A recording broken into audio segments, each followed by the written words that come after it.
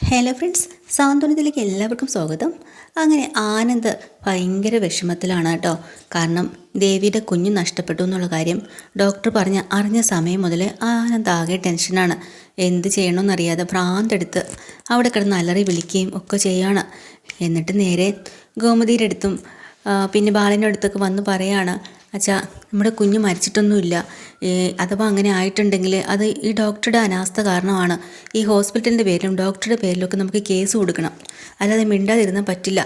അയ്യോ മോനെ, അതൊന്നും വേണ്ട, അങ്ങനെയല്ല കാര്യങ്ങൾ. എന്താ നിങ്ങൾക്കൊരു താല്പര്യമില്ലാത്തത്? മീനാക്ഷി, എത്രയും വേഗം പോലീസിൽ വിളിച്ച് പറ. പെട്ടെന്ന് തന്നെ ഇവിടുത്തെ കാര്യങ്ങളൊക്കെ പറഞ്ഞിട്ട് കേസ് കൊടുക്കണം, പെറ്റീഷൻ എഴുതി കൊടുക്കണമെന്നൊക്കെ ഇങ്ങനെ അവിടെ ഇരുന്നുകൊണ്ട് പറയാട്ടോ. പക്ഷേ മീനാക്ഷി അനങ്ങാണ്ടിരിക്കുന്ന കാരണം വീണ്ടും വീണ്ടും നമ്മുടെ ആനന്ദ് പറയാനുണ്ട്, എന്താ മീനാക്ഷി നീ മിണ്ടാതിരിക്കുന്നത്? നിങ്ങൾക്കാർക്ക് ഇതിലൊരു താല്പര്യം ഇല്ലാത്തതുപോലെ. എന്നാ വേണ്ട, ഞാൻ തന്നെ കൊടുത്തേക്കാം എന്നും പറഞ്ഞ് അവിടെ നിന്ന് നേരെ പോലീസ് സ്റ്റേഷനിലേക്ക് പോകാനായിട്ട് ആനന്ദ് ചാടി കഴിക്കുകയാണ്. അപ്പോൾ ബാലൻ ചെന്ന് പറഞ്ഞിട്ട്, മോനെ അങ്ങനെയൊന്നും ചെയ്യരുത്, അതൊന്നുമല്ല, ഇവരുടെ അനാസ്ഥ കാരണമല്ല, ദേവിയെ രക്ഷിക്കാൻ വേണ്ടിയിട്ട് അത് ചെയ്തേ പറ്റുള്ളൂ എന്നല്ലേ അവർ പറഞ്ഞത്. അങ്ങനെ അത്ര ചെറിയൊരു തട്ടലോ അല്ലെങ്കിൽ ചർക്കി വീണോ അല്ലെങ്കിൽ അങ്ങനെ സംഭവിച്ചൊന്നും പറഞ്ഞുകൊണ്ട് ഉടനെ കുഞ്ഞിനെങ്ങനെ നഷ്ടപ്പെടുന്നത്? അപ്പോൾ തന്നെ അറിഞ്ഞൂടെ ഇവരത് കള്ളത്തരവാ പറയണമെന്ന്? ഇല്ല, അതങ്ങനെയല്ല എന്നൊക്കെ പറഞ്ഞ് ആനന്ദ് ആകെ വയലൻ്റായിട്ടോ. എന്നിട്ട് അവിടെ ഇരിക്കുന്ന സാധനങ്ങളെല്ലാം പറക്കി വലിച്ച് ദൂരെ എറിഞ്ഞ് എന്തൊക്കെയോ കാട്ടിക്കൂട്ടി ഭ്രാന്തനെ പോലെ അലറി വിളിക്കുന്നുണ്ട്. എന്നിട്ട് കൈ കിട്ടിയ കസാര എടുത്ത് അവിടെ അടിക്കാൻ പോവാണ് കേട്ടോ. ഈ സമയത്ത് സെക്യൂരിറ്റിക്കാരും മറ്റുള്ള നഴ്സുമാരും ഒക്കെ ഓടി വന്ന് നമ്മുടെ ആനന്ദിനെ ബലം പിടിച്ച് അവിടെ നിർത്തുകയാണ്. ആനന്ദാണെങ്കിൽ അവർക്കൊന്നും അവരുടെ കയ്യിലൊന്നും നിൽക്കുന്നില്ല. ആനന്ദ് അത്രമാത്രം വയലൻ്റ് ആയിപ്പോയി. അത് കണ്ടിട്ട് ഗോമതിയും ബാലനും ആകെ സ്തംഭിച്ച് പോയി കേട്ടോ. ആനന്ദ് അവസാനം ആനന്ദിനോട് വന്ന സെക്യൂരിറ്റിക്കാരും സിസ്റ്റർമാരും ഒക്കെ പറയുന്നുണ്ട്, നിങ്ങൾ സമാധാനപ്പെട്ട്, നിങ്ങൾക്ക് നിങ്ങളുടെ കുഞ്ഞിനെയല്ലേ കാണേണ്ടത്, ഞങ്ങൾ കാണിച്ചു തരാം. എൻ്റെ കുഞ്ഞിനെയോ? കണ്ടോ വെച്ചാൽ എൻ്റെ കുഞ്ഞിനൊന്നും സംഭവിച്ചിട്ടില്ല, ഇവർ കള്ളം പറഞ്ഞതാ. ഈ ഹോസ്പിറ്റലിൻ്റെ പേരിൽ കേസ് കൊടുക്കാൻ പറഞ്ഞപ്പോൾ നിങ്ങൾ എന്താ പറഞ്ഞത്? ഇപ്പോൾ അവർ പറയുന്നതായിട്ടില്ലേ കുഞ്ഞിനെ കാണിച്ചു തരാമെന്ന്. ആ ശരി, എന്നാൽ പിന്നെ ഇനി കാണിച്ചതാ. അങ്ങനെ ആനന്ദ് അത് വിശ്വസിക്കാട്ടോ. നിങ്ങൾ ഞങ്ങളെ കൂടെ വന്നാൽ മതി, വാ. ഒരു കാര്യം ചെയ്യും, കുഞ്ഞിന് വേണ്ടി ഞാൻ കുറച്ച് കുഞ്ഞുടുപ്പൊക്കെ വാങ്ങിയിട്ടുണ്ട്, അച്ഛാ അതിങ്ങ് എടുത്തേച്ചാ, ഞാൻ അതും കൊണ്ട് പോവാം. അപ്പോൾ ബാലൻ മടിച്ച് നിൽക്കുമ്പോൾ ഗോമതി പറയാം, ബാലേട്ടാ അതങ്ങ് എടുത്ത് കൊടുത്തേക്കുന്നു. അങ്ങനെ കൊണ്ടുവന്ന ആ കവറുകളും പാക്കറ്റും എല്ലാം ബാലൻ കരഞ്ഞുകൊണ്ടെടുത്ത് ആനന്ദിൻ്റെ കയ്യിലേക്ക് കൊടുക്കുക. ആനന്ദ് അത് വാങ്ങിയിട്ട് ഇവരുടെ കൂടെ പോകണുണ്ടോ. ഇവരെല്ലാവരും കൂടെ പിടിച്ച് വലിച്ച് ആനന്ദിൻ്റെ ഒരു റൂമിലേക്ക് കൊണ്ടുപോവാണ്. അത്രമാത്രം വയലൻ്റ് ആയി പോയതുകൊണ്ടാണ്. അത് കഴിഞ്ഞ് ഗോമതി ആകെ സങ്കടപ്പെട്ട് ബാലനോട് വന്ന് പറഞ്ഞു, ബാലേട്ടാ നമ്മുടെ ആനന്ദിന് ഇങ്ങനെ ആവും ഞാൻ വിചാരിച്ചില്ല, ആനന്ദിന് എന്താ പറ്റിയത്, എന്ത് ചെയ്യാനാ, വിഷമിക്കാണ്ടിരിക്കുമെന്ന് പറയാം. എന്നിട്ട് അവിടെ ചെന്നിരുന്നിട്ട് ബാലനോട് പറയണം, ബാലേട്ടാ ഞാൻ ദിവസവും അമ്പലത്തിൽ പോവുകയും വഴിപാടുകൾ കഴിക്കുകയും ഒക്കെ ചെയ്തില്ലേ, അഗ്നിപൂജ ചെയ്തു, എന്തെല്ലാം ചെയ്തു വ്രതം നോക്കിയിട്ട്. എന്നിട്ട് നമ്മുടെ കുടുംബത്തിന് ഇത്രയും വലിയൊരു ഭാരിച്ച വേദന വരാൻ വേണ്ടി നമ്മൾ എന്ത് തെറ്റാ ചെയ്തത്? ദൈവം എന്തിനാണ് ബാലേട്ടാ നമ്മളെ ഇങ്ങനെ ശിക്ഷിച്ചത്? പിന്നെ നമ്മുടെ ദേവിയുമൊക്കെ ഈ കുഞ്ഞ് നഷ്ടപ്പെട്ടതോടുകൂടി ആനന്ദ് ഇങ്ങനെ ആയി, നമ്മുടെ ആനന്ദിനെ ഇങ്ങനെ ഒരിക്കലും നമ്മൾ കണ്ടിട്ടില്ലല്ലോ എന്ന് പറഞ്ഞ് അവർ പരസ്പരം സങ്കടപ്പെട്ടിട്ട് പറയുന്നുണ്ട്, ഇനി നമ്മുടെ വീട്ടിൽ ഞാൻ വിളക്ക് തെളിയിക്കില്ല, ഒരു അമ്പലത്തിൽ ഞാൻ പോവില്ല, എനിക്ക് മതിയായി, ദൈവങ്ങൾക്ക് പോലും നമ്മളെ വേണ്ട, എന്തുമാത്രം വിശ്വാസത്തോടു കൂടി ഞാൻ പ്രാർത്ഥിച്ചിരുന്നത് എൻ്റെ കുടുംബത്തിന് വേണ്ടി, എൻ്റെ കുടുംബം ഇത്രത്തോളം തകർത്ത് കളഞ്ഞല്ലോ എന്നൊക്കെ പറഞ്ഞ് സങ്കടപ്പെടുകയാണ് കേട്ടോ.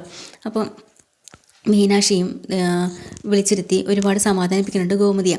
ഇതേ സമയത്ത് അനുമോളാണെങ്കിൽ വീട്ടിൽ നിന്ന് ബാഗെല്ലാം പാക്ക് ചെയ്ത് ഇറങ്ങി പോവാണ്.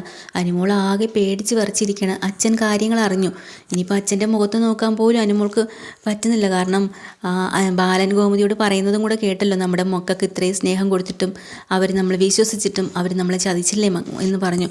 അതോടുകൂടിയാണ് നമ്മുടെ അനുമോൾക്ക് ഇവിടെ നിന്ന് ഇറങ്ങിപ്പോകണം എന്നുള്ള തോന്നലുണ്ടാകുന്നത്. ഇതും കണ്ടുകൊണ്ട് നമ്മുടെ സുകന്യ അങ്ങോട്ട് വന്നിട്ട് ചോദിക്കുകയാണ്, എവിടെയടി നീ ബാഗും തൂക്കിക്കൊണ്ട് പോകുന്നത്? ഞാൻ പോവാ ചേച്ചി, എനിക്ക് ഇവിടെ വയ്യ ജീവിക്കാൻ. അതെന്താ നീ അങ്ങനെയൊക്കെ പറയുന്നത്? ഞാൻ ഇനി എങ്ങനെ അച്ഛൻ്റെ മുഖത്ത് നോക്കുക? എനിക്ക് നോക്കാൻ വയ്യ. അച്ഛൻ എല്ലാം അറിഞ്ഞില്ലേ? അച്ഛൻ എന്തുമാത്രം വിശ്വസിച്ചതാ എന്നെ, എന്നിട്ട് ഞാൻ ചതിച്ചില്ലേ അവരെ? ഓ അതാണോ കാര്യം? അവിടെ ഞാൻ സുകന്യയുടെ മുഖമൊക്കെ അങ്ങ് വക്രിച്ച് പോയിട്ടോ. അങ്ങനെ ഇവിടെ അങ്ങ് വിട്ടാൽ പറ്റില്ലല്ലോ എന്നും പറഞ്ഞുകൊണ്ട്, അത് ശരി, നീ പോവാൻ തീരുമാനിച്ചെങ്കിൽ നീ പൊക്കോ. അത് അല്പത്തിന് ഇവിടുത്തെ അവസ്ഥ നിനക്കറിയാമല്ലോ. ദേവിയാണെങ്കിൽ അങ്ങോട്ടോ ഇങ്ങോട്ടോ ദേവിയുടെ കുഞ്ഞും ദേവിയും ജീവനോടെ ഉണ്ടോ എന്ന് പോലും അറിയാണ്ട് ആശുപത്രിയിൽ. അത് കണ്ട് തളർന്ന് ഇവിടെയുള്ളവരെല്ലാവരും അങ്ങോട്ട് ഓടിയിട്ടുണ്ട്. ആകെ സമനില തെറ്റി വിഷമിച്ചിരിക്കുന്ന അവരെ നിനക്ക് ഇതിൻ്റെ കൂടെ വീണ്ടും വിഷമിക്കണമെന്നുണ്ടോ? എന്നാൽ പിന്നെ നീ ഇറങ്ങിപ്പോക്കോ, അവർക്ക് ഒരു സമാധാനം ആവുമല്ലോ എന്നിങ്ങനെ പറഞ്ഞിട്ട് പറയാം. എടി പൊട്ടിപ്പെണ്ണേ, നീ ഒരു കാര്യം ഓർത്തോ, ഇവിടെ നിന്ന് ഇറങ്ങിപ്പോയ ഒരുത്തയില്ലേ അലോക്, അവനെ വെറുതെ ഇരിക്കുന്നതാണോ നിൻ്റെ വിചാരം? അവനെന്ന് വെച്ചാൽ ഒരു പഞ്ചപാവം ചെറുക്കനാ, അറിയോ? അവന് നീയെന്ന് പറഞ്ഞ ജീവനാ. നിന്നെ കെട്ടാൻ വേണ്ടിയിട്ട് മാത്രമാണ് ഇത്രയും ത്യാഗം സഹിച്ച് അവൻ ഇവിടെ വന്നത്. പിന്നെ അവൻ്റെ തലയിലെ കമ്പി കൊണ്ട് അടി കിട്ടിയില്ലേ, അതെങ്ങാനും അവൻ മറ്റുള്ളവരോട് പറയുകയോ പ്രശ്നം ഉണ്ടാക്കുകയോ ചെയ്താൽ ഇവിടെയുള്ള എല്ലാവരും അകത്ത് പോവും. അതൊന്ന് ഓർത്തോ. അത് ചേച്ചി അറിഞ്ഞുകൊണ്ടല്ലോ, നമ്മുടെ അബദ്ധത്തിൽ സംഭവിച്ചതല്ലേ? അതെ, അന്നേ ആലോക പറഞ്ഞു, ഇവിടെ അവൻ്റെ അപ്പച്ചിയെ കൊല്ലാൻ ശ്രമിച്ചു എന്ന് പറഞ്ഞില്ലേ അഗ്നിപൂജ സമയത്ത്? അന്ന് നിന്നോട് ക്ഷമ ചോദിച്ചപ്പോൾ അവൻ എന്താ പറഞ്ഞത്?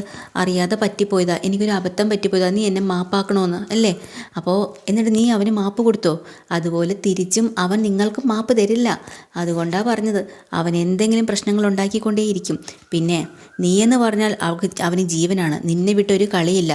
ഞാൻ ഒരിക്കൽ കൂടെ പറയാം, നീ ഇതൊന്നും വിട്ടു പോകരുത്. പിന്നെ അവൻ്റെ സ്നേഹം ആത്മാർത്ഥമാണ്. അതുകൊണ്ട് തന്നെ ഇത്രയും സ്നേഹമുള്ള ഒരുത്തനെ കളഞ്ഞിട്ടേ നീ നിൻ്റെ വഴിക്ക് പോയാൽ പിന്നീട് കൈവിട്ട് പോയൊന്നും തിരിച്ചു പിടിക്കാൻ പറ്റില്ല മോളെ. നമ്മുടെ സ്നേഹം മറ്റുള്ളവർക്ക് വേണ്ടിയിട്ട് നശിപ്പിച്ച് കളയണോ? നീ ഒന്ന് ആലോചിച്ച് നോക്ക് എന്നും പറഞ്ഞ് വീണ്ടും സുകന്യ നമ്മുടെ അനുമോൾക്ക് കുറേ ദുഷ്ടചിന്തകളങ്ങ് കുത്തി കയറ്റിയിട്ട് അവിടെ നിന്ന് ഇറങ്ങിയങ്ങ് പോവാം. അനുമോൾ വീണ്ടും ധർമ്മസങ്കടത്തിലായി.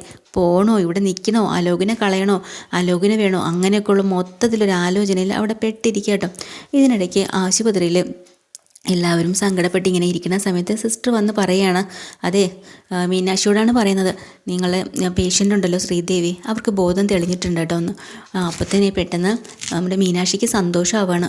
പെട്ടെന്ന് ചേച്ചിയെ കാണാൻ പോവാലോ, അമ്മേ അച്ഛ എടുത്തേക്ക് ബോധം വന്നിട്ടുണ്ടെന്നാണ് പറഞ്ഞത്, നമുക്ക് പോയി കണ്ടാലോ എന്ന്. എന്നിട്ട് അകത്ത് കയറാം, ശരി പോയി കാണാം, അവരുടെ അവസ്ഥ എന്താവും എന്നും പറഞ്ഞ് പോകുന്നതിന് മുന്നേ ബാലൻ പറയുന്നുണ്ട്, അതെ ഗോമതി, ഞാൻ നിന്നോടൊരു കാര്യം പറയാം. അകത്ത് ചെല്ലുമ്പോൾ ഒരു പക്ഷേ ആനന്ദിനെ ചോദിക്കും ദേവി, നീ ആനന്ദിൻ്റെ ഇപ്പോഴത്തെ അവസ്ഥയെക്കുറിച്ച് ഒന്നും പറഞ്ഞേക്കരുത്. അങ്ങനെയൊന്നും പറയാൻ പറ്റില്ല ബാലേട്ടാ, എൻ്റെ മനസ്സ് തകർന്നിരിക്കുകയാണ്. ഞാൻ എന്തെങ്കിലുമൊക്കെ ചിലപ്പോൾ വിളിച്ച് പറഞ്ഞെന്നിരിക്കും, എനിക്ക് പറയാതിരിക്കാൻ കഴിയില്ല, പറഞ്ഞു പോവും ഞാൻ, അങ്ങനെയാണ് എൻ്റെ അവസ്ഥ എന്ന് പറയുമ്പോൾ മീനാക്ഷിക്ക് ദേഷ്യം വരാം കേട്ടോ. മീനാക്ഷി പറയുന്നുണ്ട്, ദേ അമ്മേ, ഒരു കാര്യം ഞാൻ പറഞ്ഞേക്കാം, സ്വന്തം കുഞ്ഞ് നഷ്ടപ്പെട്ട ഒരു അമ്മയാണ് അതിനകത്ത് കിടക്കുന്നതെന്നുള്ള ബോധം വേണം. എന്തുമാത്രം സഹിച്ചിട്ടായിരിക്കും അവരതിനകത്ത് കിടക്കുന്നത്. എൻ്റെ ഏട്ടത്തി ഇപ്പോൾ കുഞ്ഞ് നഷ്ടപ്പെട്ടെന്ന് പറഞ്ഞ ആനന്ദേട്ടൻ്റെ അവസ്ഥ ഇവിടെ നിങ്ങളെല്ലാവരും കണ്ടതല്ലേ. അങ്ങനെയാണെങ്കിൽ എൻ്റെ സ്വന്തം അമ്മയായ എൻ്റെ ഏട്ടത്തിക്ക് എന്തുമാത്രം വിഷമിച്ച് കാണും, എത്ര മനസ്സ് തകർന്നായിരിക്കും അവരതിനകത്ത് കിടക്കുന്നത്. അതിനിടെ കൂടെ എരുതിയിൽ എണ്ണ ഒഴിക്കുമ്പോൾ ഓരോ കാര്യങ്ങൾ ചെന്ന് പറഞ്ഞാൽ എങ്ങനെയാവും? അങ്ങനെയല്ല അമ്മേ വേണ്ടത്. ഏട്ടത്തി നമ്മുടെ ജീവിതത്തിലേക്ക് തിരിച്ചു കൊണ്ടുവരണം. പോയ നഷ്ടങ്ങളെല്ലാം പോയതാണ്, ഇനി നമുക്ക് വീണ്ടെടുക്കാൻ കഴിയില്ല. പക്ഷേ പുതിയ ജീവിതത്തിലേക്ക് കൈപിടിച്ചുയർത്തേണ്ട നമ്മളല്ലേ ഏട്ടത്തിക്ക് ഉള്ളത്. നമ്മുടെ സ്നേഹവും പരിചരണവും ഒക്കെ കൊണ്ട് ഏട്ടത്തി നമുക്ക് തിരിച്ചു കൊണ്ടുവന്നല്ലേ പറ്റുള്ളൂ. അതുകൊണ്ട് അമ്മ കുറച്ചുകൂടി ധൈര്യം സംഭരിച്ച് ഏട്ടത്തിയുടെ മുന്നിൽ മറ്റുള്ള കാര്യങ്ങളൊന്നും പറയാൻ നിൽക്കാതെ ധൈര്യം കൊടുത്ത് മുന്നോട്ട് കൊണ്ടുവരാൻ വേണ്ടിയുള്ള രീതിയിൽ വേണം സംസാരിക്കാനായിട്ട്, കേട്ടല്ലോ എന്നും പറഞ്ഞാണ് അകത്തേക്ക് കയറി പോകുന്നുണ്ട്. ശരി എന്നൊക്കെ പറഞ്ഞ് സമ്മതിച്ചു. അകത്ത് ചെല്ലുമ്പോൾ ദേവിയുടെ അവസ്ഥ കാണുമ്പോൾ തന്നെ അവർക്കങ്ങ് പൊട്ടി കരഞ്ഞു പോവാണ്. അപ്പോൾ ദേവി ഒരു അരമയക്കത്തിൽ പോലെയാണ് കിടക്കുന്നത്. കുറേ സമയം വിളിച്ചിട്ടും അനങ്ങുന്നേ ഇല്ല കേട്ടോ, ഇങ്ങനെ കിടക്കുന്നുണ്ട് കണ്ണും മിഴിച്ചു വെച്ചിട്ട്. അപ്പോൾ ദേവി എന്താ ഇങ്ങനെ മിണ്ടാതെ കിടക്കണേന്ന് ചോദിക്കുമ്പോൾ മീനാക്ഷി പറയാം, അമ്മേ ഏട്ടത്തിക്ക് ബോധം നേരെ തെളിഞ്ഞ് വന്നിട്ടില്ല, വരുന്നതേ ഉള്ളൂ, അതുകൊണ്ടാണെന്ന് പറയാം. അപ്പോൾ തന്നെ ഉടനെ ബാലനെ ഇങ്ങനെ തിരിഞ്ഞു നോക്കുന്നതിനോട്ട് ദേവി, എന്താ മോളെ, നിനക്ക് എന്തെങ്കിലും പറയാനുണ്ടോ എന്നോട് എന്ന് ചോദിക്കാനുണ്ട് ബാലൻ. ബാലച്ച, നമ്മുടെ കുഞ്ഞു പോയി, എൻ്റെ കുഞ്ഞു പോയി എന്ന് പറയുമ്പോൾ തന്നെ ബാലനങ്ങ് പൊട്ടിപ്പോകട്ടോ. ബാലൻ്റെ കണ്ണൊക്കെ അങ്ങ് നിറഞ്ഞൊഴുകുന്നുണ്ട്. മോളെ സങ്കടപ്പെടാതെ, സാരമില്ല, നമുക്ക് സഹിക്കാം, അത് നമുക്ക് വിധിച്ചിട്ടില്ല എന്ന് വിചാരിക്കാം. ബാലച്ചൻ എപ്പോഴും പറയില്ലേ, കുഞ്ഞിന് വന്നിട്ട് വേണം കൈ പിടിച്ച് അവനെ ഗോമതി സ്റ്റോറിൽ കൊണ്ടുപോകാനെന്നൊക്കെ അല്ലേ. ഇനി അത് വേണ്ട കേട്ടോ, അതൊന്നും വേണ്ട. അമ്മ എനിക്ക് കുഴമ്പും കഷായവും ഒക്കെ തന്നിട്ടുന്നില്ലേ എൻ്റെ ആരോഗ്യത്തിന് വേണ്ടി. ഇനിയിപ്പോൾ നമുക്ക് കുഞ്ഞില്ലല്ലോ, ഇനി അതുകൊണ്ട് അതൊന്നും വേണ്ട, അമ്മ ഇനി കഷ്ടപ്പെടണ്ട കേട്ടോ എന്നൊക്കെ പറയാട്ടോ. എന്നിട്ട് മീനാക്ഷി അടുത്ത് പറയാം, മീനാക്ഷി, നിന്നെ ചിറ്റേന്ന് വിളിക്കാൻ വേണ്ടിയിട്ട് ഒരു കുഞ്ഞാവ വരാൻ വേണ്ടി നീ കാത്തിരുന്നതല്ലേ, ഇനിയിപ്പം നീ അത് കാത്തിരിക്കണ്ട, എല്ലാം പോയി, നഷ്ടപ്പെട്ടു.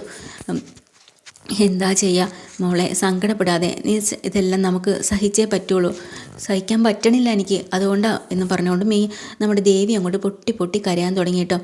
ബാലൻ അതങ്ങ് സഹിക്കാൻ പറ്റണില്ല. ബാലൻ അപ്പം ആ സമയത്ത് വീണ്ടും ചോദിക്കുന്നുണ്ട്, അതെ ആനന്ദേട്ടൻ എന്തെങ്കിലും ചോദിക്കുക കേട്ടോ.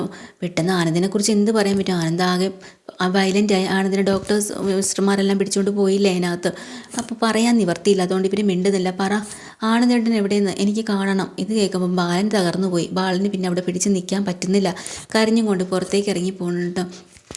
അങ്ങനെ മീനാക്ഷിക്കും ഗോമതിക്കും അതെന്ത് പറയണമെന്നറിയാണ്ട് അവർ വിഷമിച്ച് നിൽക്കുമ്പോൾ ദേവി തന്നെ കുറേ തവണ എൻ്റെ ആനന്ദേട്ടനെ എനിക്ക് കാണണം, വിളിച്ചിട്ട് വാ എനിക്ക് കാണണം എന്ന് പറഞ്ഞ് കരഞ്ഞ് അങ്ങ് തളർന്ന് ഒരു മയക്കത്തിലേക്ക് അങ്ങ് വീഴാട്ടോ.